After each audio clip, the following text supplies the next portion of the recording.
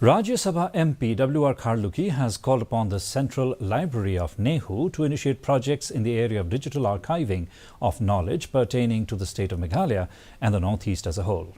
He said this while speaking at the inaugural function of the Iaslic 29th seminar at Nehu here on Wednesday. Dr. Kharluki said that the state government is also setting up a museum on a similar line in Garo Hills.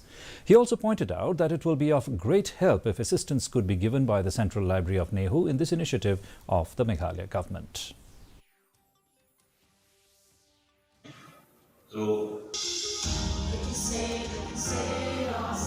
also welcome all the participants, without which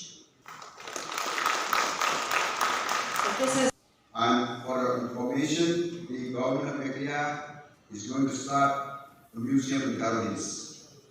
And I think it will be of great help if assistance was given from the Central Library of Nehu in this initiative of the government of Meghalaya. Well, it will not only benefit my state or the Northeast, it will also benefit PhD researchers and all those who are interested in information.